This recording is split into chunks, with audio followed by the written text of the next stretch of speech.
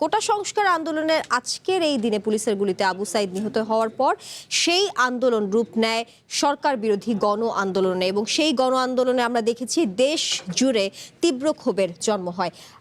প্রশ্নটা এমন যে প্রত্যাশা বা আকাঙ্ক্ষা নিয়ে আসলে এই যে জুলাইয়ের কোটা সংস্কার আন্দোলন গণ আন্দোলনে রূপ নিয়েছিল, সেই প্রত্যাশা বা আকাঙ্ক্ষা কতটা পূরণ হয়েছে বা পূরণ হয়েছে কিনা? ধন্যবাদ তানিয়া আপনাকে।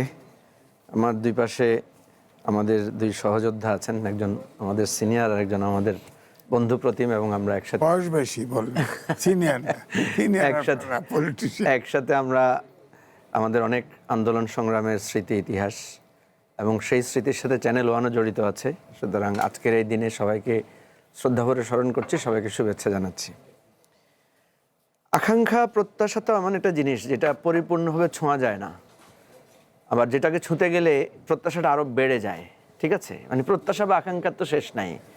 আমরা যেটা চেয়েছিলাম সবাই মিলে হয়তো একটা জিনিস চাইনি, এক একজন এক একভাবে চেয়েছি, তবে একটা জায়গায় সবাই ঐক্যমত্য ছিলাম, একতাবদ্ধ ছিলাম যে একটা জিনিসে আমাদের একটা কমন ইউনিটি ছিল, সেটা হচ্ছে আমরা এই ফ্যাসিবাদী শাসনের অবসান চাই। সেই জায়গায় যদি আপনি সেটাকে যদি প্রত্যাশা আকারে দেখেন তাহলে ওটা আমাদের 100% পূর্ণ হয়েছে।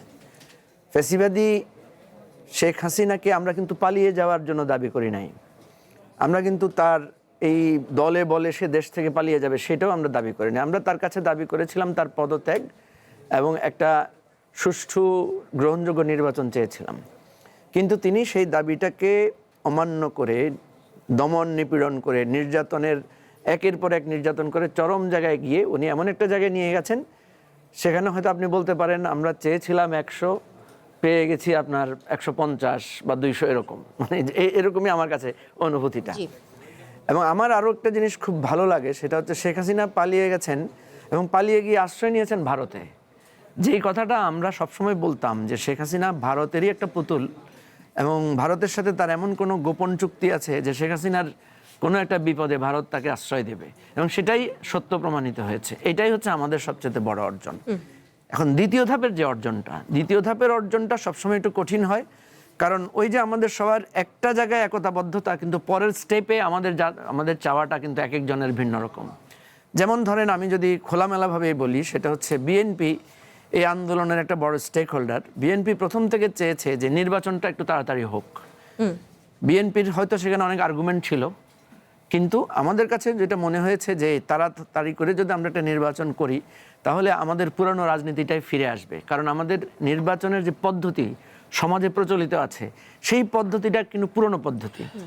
এই যে উনি একজন এমপি আছেন, জিজ্ঞেস করেন উনি ইলেকশন করতে গেছেন, সেই গতানুগতিকভাবেই তাকে ইলেকশন ক্যাম্পেইন করতে হয়েছে। মানুষকে গিয়ে একজন এমপির কাজ না মানে উন্নয়ন করা, কিন্তু তাকে গিয়ে মসজিদ মাদ্রাসায় নানা ধরনের কমিটমেন্ট দিতে হয়েছে। এবং আমি শহীদ ইসলাম বাবুলের দু একটা আলোচনায় শুনেছি, উনি নিজেও বলেছেন যে আমরা তো মানুষের চাপে, উনি বলেছেন আমাদের বেতন তো 5 লাখ টাকা হলেও মানে পোষাবে না, আমরা এত কাজ করি, মানে অর্থাৎ ট্র্যাডিশনাল কাজগুলো করতে হচ্ছে। তো তার মানে হচ্ছে আমরা যেটা চেয়েছিলাম যে একটা পদ্ধতিগত পরিবর্তন, সেটা হয় নাই। কেন হয় নাই আমি মৌলিক কথাটা বলি। বিএনপি বলেছিল যে এই ধরনের যত ধরনের পরিবর্তন বা সংস্কার এটা জনপ্রতিনিধিরা করবে, নির্বাচিত সরকার করবে। আমরা একটা অনির্বাচিত ইন্টারিম গভর্নমেন্ট কেন এটার দিকে ফোকাস করছি? আমরা কেন বলেছি, আমরা বারবার বলার চেষ্টা করেছি যে নির্বাচিত সরকার বা রাজনৈতিক সরকার এই সংস্কারগুলো হাত দিতে পারে না, অনেক প্রবলেম থাকে। তো এখন যদি আমরা ধরি যে ঠিক আছে নির্বাচিত সরকার তো আমাদেরকে কথা দিয়েছিলেন যে ওনারা সব ধরনের সংস্কার করবেন, তাহলে আমি সহজ কথায় যেটা বলবো প্রথম স্পেলে আমার কথাটা, সেটা হলো যে আজকে আমাদের যে প্রত্যাশা, আজকে আমাদের যে সংস্কার আকাঙ্ক্ষা, আজকে জুলাই অভ্যুত্থানের ভিত্তিতে আমরা যা পেতে চেয়েছিলাম, এই সব কিছুর দায়িত্ব এখন পার্লামেন্টের বলতে গেলে 2/3 মেজরিটি নিয়ে ক্ষমতায় যারা আছেন সরকারি দল, তাদেরকে আমরা বলবো যে এখন দায়িত্বটা আপনাদের, জনগণ ভোট দিয়ে আপনাদেরকে নির্বাচিত করেছে। এখন যদি আমাদের কোনো হতাশা, অপ্রাপ্তি বা কোনো দীর্ঘশ্বাস থাকে, সেটা কিন্তু সরকারের কাঁধেই যাবে।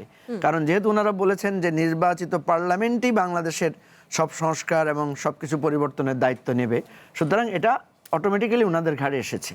তো আমি জাস্ট কনক্লুশনে এইভাবে বলতে পারি, সেটা হচ্ছে আমাদের প্রত্যাশার একটা বড় অংশ পূর্ণ হয়েছে।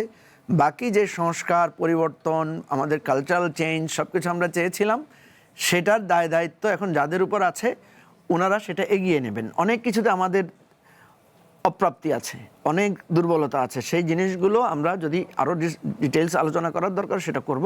জি। এক কথায় প্রত্যাশার একটা বড় অংশ পূর্ণ হয়েছে, বাকিটা পূর্ণ হয় নাই, সেটার জন্য আমরা লড়াই করব, জি, এগিয়ে নিশ্চয়ই। যেতে হবে আমাদেরকে।